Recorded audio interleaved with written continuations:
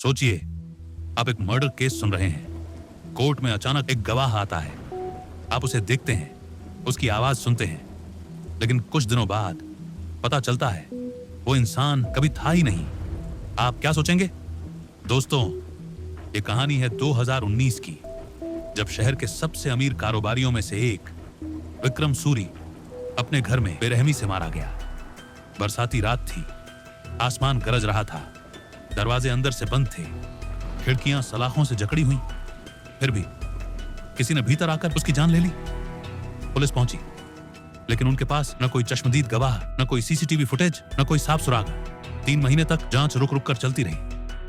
Case ठंडा पड़ने लगा था और तभी कोर्ट की तीसरी सुनवाई में वो आया। लंबा कद, दुबला पतला शरीर, सफेद शर्ट, काला कोट, बाल हल्के गीले, जैसे बारिश में भीग कर आया हो। उसके चेहरे पर एक अजीब सी ठंडक थी, आंखें सीधी जज की तरफ और आवाज धीमी लेकिन बेहद साफ। उसने हाथ उठाकर कहा, मैंने अपनी आंखों से देखा, कातिल वहीं था। उसके शब्द मानो कोर्ट रूम में बम की तरह गूंजे। बचाव पक्ष बिखर गया, आरोपी के चेहरे का रंग उड़ गया।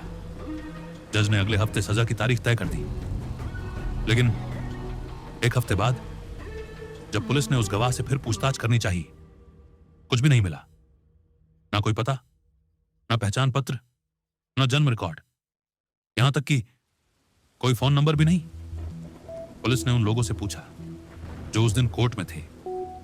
हर कोई कह रहा था, हां, हमने उसे देखा था, वो हमारे सामने खड़ा था, उसकी आवाज सुनी थी।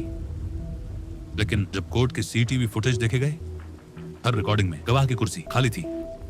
जज, वकील, पत्रकार, सबके होंठ सूख गए। ये कैसे हो सकता है? ऑडियो रिकॉर्डिंग चलाई गई और उसमें सिर्फ जज और वकील की आवाज थी, कोई तीसरा मौजूद ही नहीं था। अब सवाल यह था, अगर गवाह था ही नहीं तो आरोपी जेल कैसे गया? क्या वो इंसान था या किसी और दुनिया से आया कोई साया? कुछ कहते हैं वो विक्रम सूरी की आत्मा थी जो अपने कातिल को सजा दिलाने लौटी थी।